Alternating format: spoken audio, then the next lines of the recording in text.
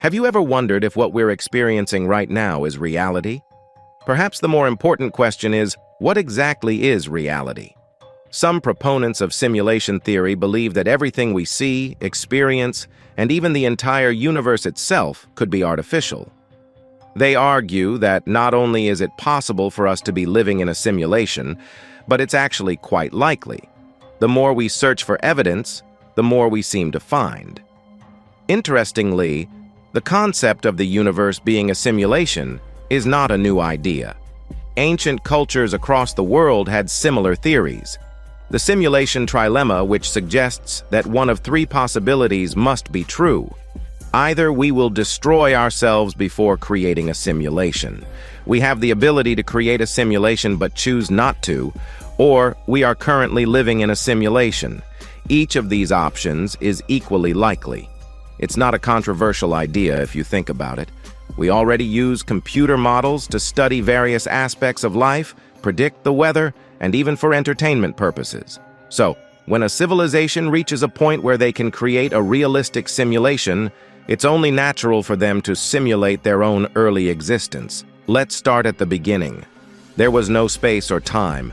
The contents of the entire universe were concentrated to the size of a tennis ball and had a temperature of a bajillion degrees, then suddenly the Big Bang. Everything explodes outward, faster than the speed of light. Then about 14 billion years later, here we are. Before the Big Bang, there was no space and no time. Religious point of view is that God created everything. Where was he before? What caused the Big Bang to happen in the first place? Why did God create us? While it may seem strange, some believe that the universe was once dormant until someone decided to start a program. In this program, all the laws of the universe, like electromagnetism and gravitational force, were written. Even the speed of light and constants like Planck's constant and Avogadro's number were included. Everything that exists, including consciousness, is part of this program. While it may sound far-fetched, many respected scientists, technologists, and philosophers actually support this theory. So, how can we prove it? Well, if we are indeed in a simulated reality, there might be occasional glitches or anomalies that occur. One way these other realities could blend into ours is through something called the Mandela effect. This phenomenon alludes to when a large number of people remember events differently than how they actually happened. It refers to the situation where millions of people distinctly recall Nelson Mandela passing away in prison, even though he didn't.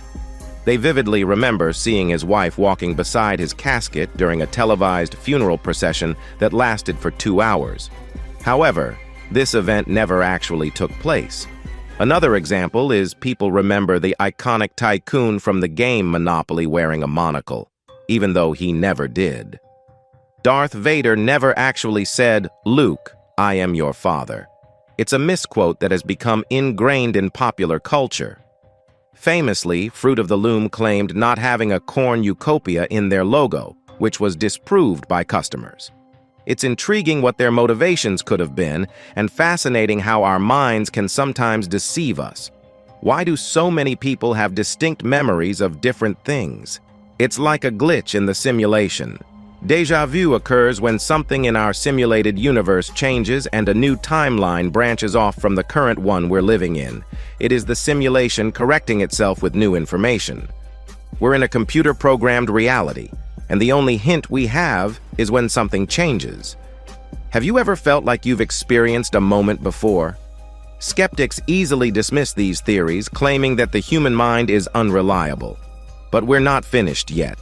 Our universe is vast, with 200 billion trillion stars. Even if life is rare, you would expect some evidence of it somewhere. This is known as Fermi's paradox. According to the Drake equation, there should be over 1 million technologically advanced civilizations just in our galaxy, and the nearest one should be only a few hundred light years away on average. But we haven't found anything, at least not that we can see. So, where is everybody? Are we truly alone in the universe, or does our program only focus on us? And what about the physical laws that govern our existence?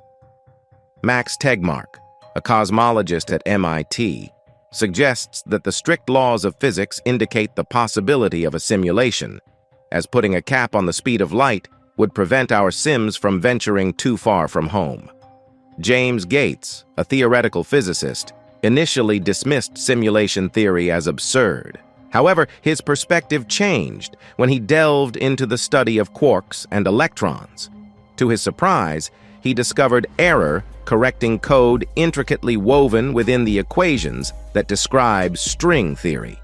It's fascinating to think that as we delve deeper into the mysteries of the cosmos, we uncover computer code embedded within the fabric of our reality. Yes, computer code, consisting of strings of ones and zeros. Dr. Gates' newfound understanding has led him to reconsider simulation theory. In 2017, a group of scientists at the University of Washington even demonstrated the ability to encode computer code into strands of DNA.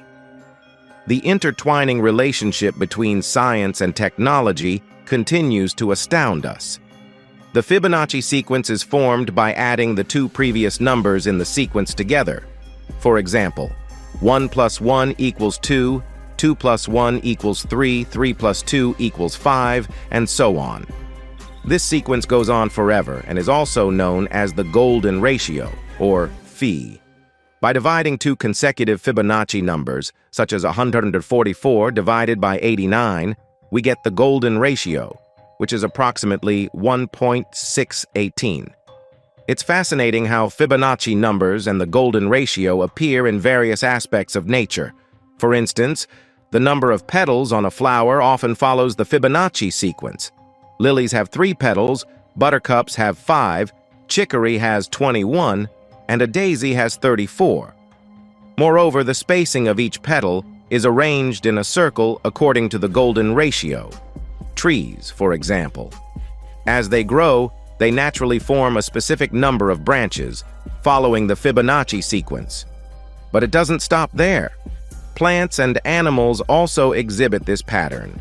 A great example is the ratio of female to male honeybees in a colony, which is the golden ratio of 1.618.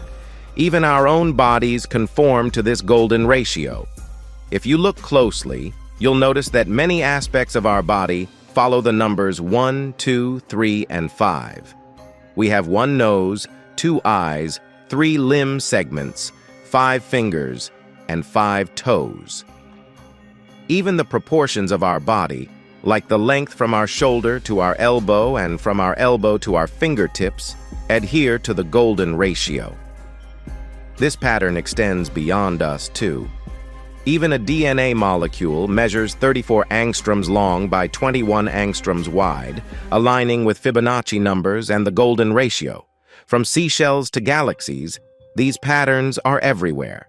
Some argue that it's just a coincidence, but it's quite intriguing. In fact, those who try to debunk simulation theory unintentionally end up supporting it. It's as if there's a program governing everything in the universe. Creating a simulated universe would require technology far more advanced than what we currently have. However, that doesn't mean we won't eventually get there. Moore's law states that computing power has been doubling every 18 months for the past 50 years.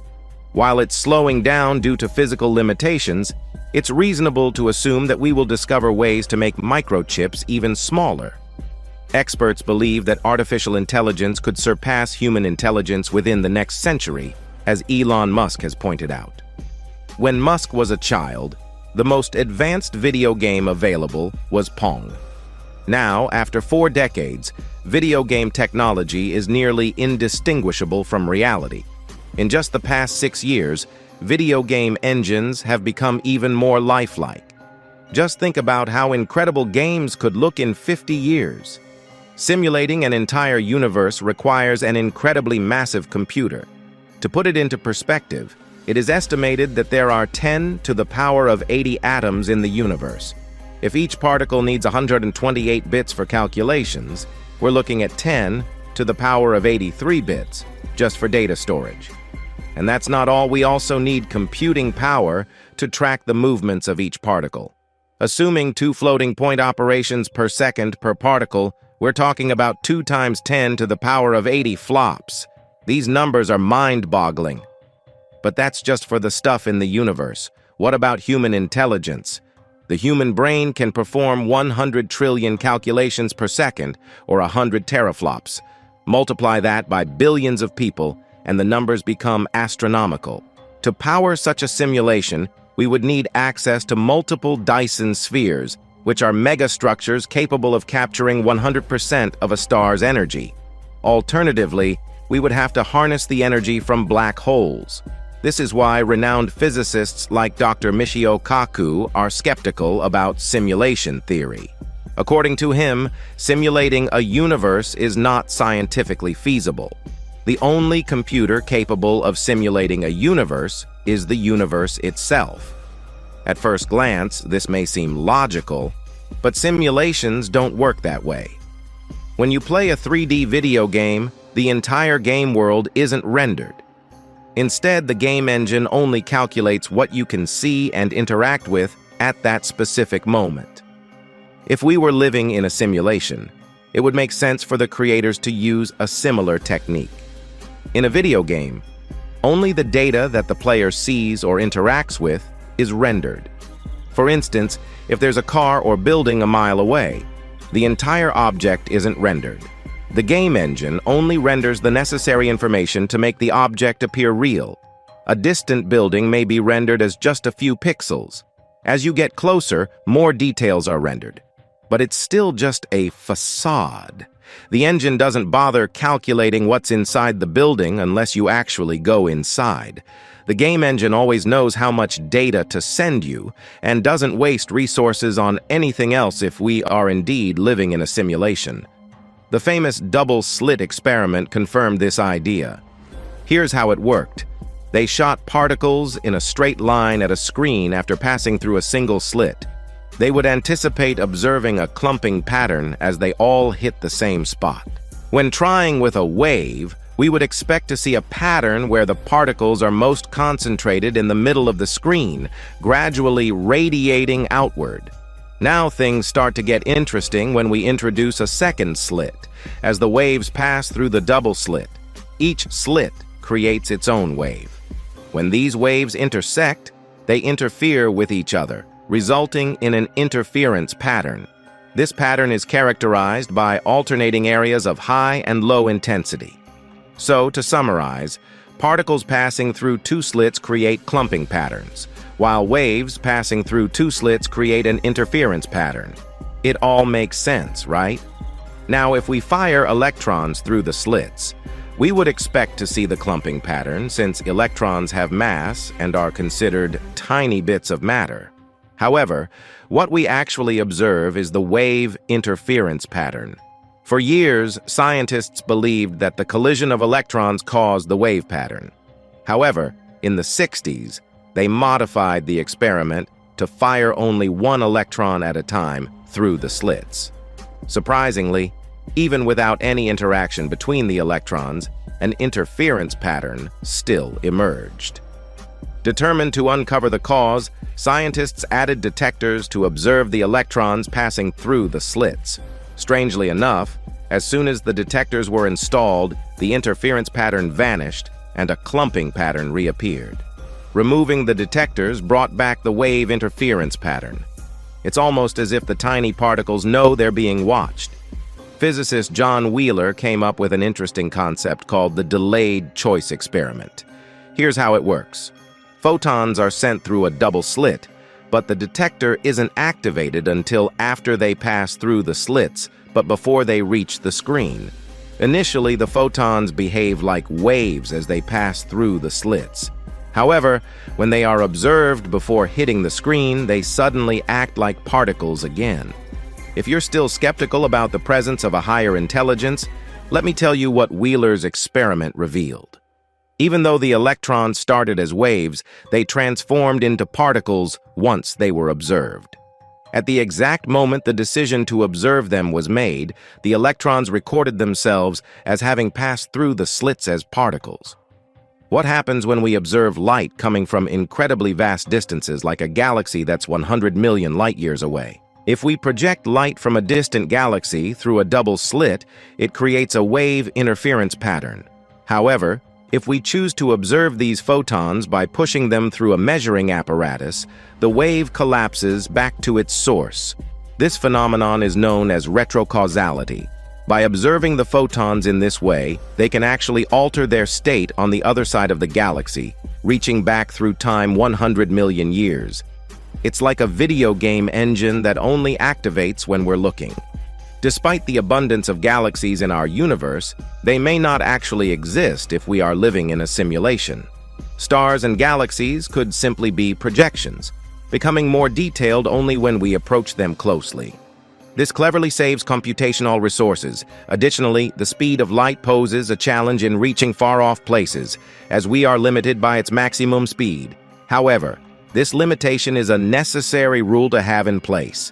In contemplating the nature of our reality, the notion of living in a simulation challenges traditional understandings of existence. Quantum mechanics, exemplified by experiments like the double-slit experiment and quantum entanglement, suggests a programmed framework underpinning the universe, capable of transcending the known laws of physics and temporal constraints.